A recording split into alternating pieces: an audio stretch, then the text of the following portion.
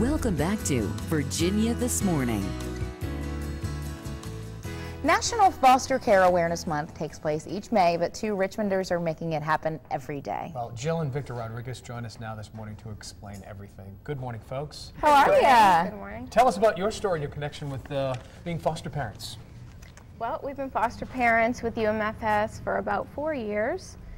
We've had a total of 6 children during that time. We currently have 3 children living with us. And that's United Methodist Family Services, It for is. folks who don't know. Victor, why'd you guys decide to do this? Well, it's something that we've always talked about doing. We met in high school, and as we got serious and got married, we've always thought that we wanted to be able to help many children. My father had been adopted, and so adoption and foster care just kind of was something that we had discussed. And so when we moved to Richmond, that was something that we decided to really proceed to do. Jill, take us through the process of becoming a foster parent. Sure. Well, we made a phone call. We found out when the next training classes were. We went through a series of maybe 6 or 8 weeks of training.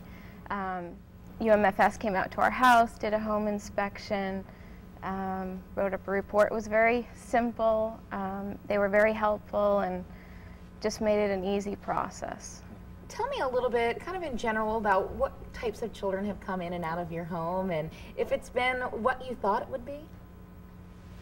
Well, we've had, of those 6 children, it was in terms of 3 placements. The first was the sibling group, and they were like younger or older, or? Yeah, they were 4 and 6 when they arrived in our home. And one thing that we've always tried to focus for ourselves is the sibling group. I guess we've always thought that we wanted to keep siblings together, and it's very difficult, in that situation. Most of the time they get split up, and so we've focused on that. So the first set of children were sibling group. The second was a single child, but she did have two other siblings, so that's important. We try to get together with the other family so they can have that during that period of time when they're trying to figure out what their permanency plan is going to be, to keep them together. Now we have 3 siblings that are actually a part of 5 children, and so again we still have connections with the other 2 siblings. That's great. Jill, tell us, was it a culture shock finally getting the children? It is a major change to your life, especially if you've been married without children for quite a while. You have to make some changes, and it is difficult at first to parent children that you don't know. I mean, these are complete strangers in your home. But and they're getting to know you as well. Absolutely. What's the best part, Victor? Just when you see progress. When they come in, they come from a situation that it's maybe in their own life it was very unsure. They were either defending for themselves, so they really come to you a lot of times in a survival mode. You think that they're going to be, these kids they sometimes get portrayed as troubled children, which they are, but in reality they're just like any other children. Just maybe they're going to test you a little more because they're not used to you. And so, but to see the progress and the small little improvements that you see is really what you look for and we look forward to.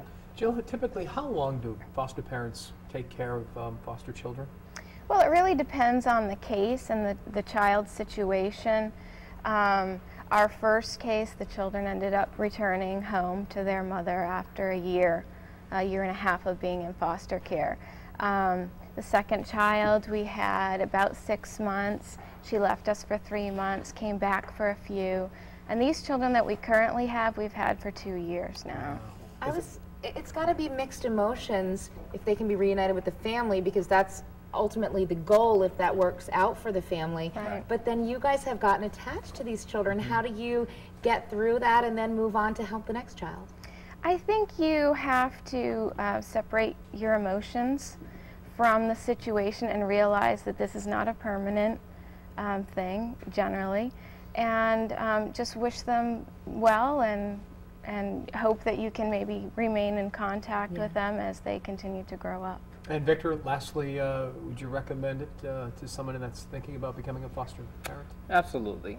This is definitely, I mean, it's not something that you're going to see immediate rewards. If you're looking for, the immediate satisfaction, no. I mean, it's going to be a long-term process. But absolutely, I mean, a lot of people think, say something like, that you're saints, but really we're just ordinary people, and we just decided to do something and help out children. Oh, It's great wonderful. Story. Yeah, great story. Community's lucky to have you guys. Thank you. Jill and Thanks for Dave, coming thank to you meet so us. much. Thank you.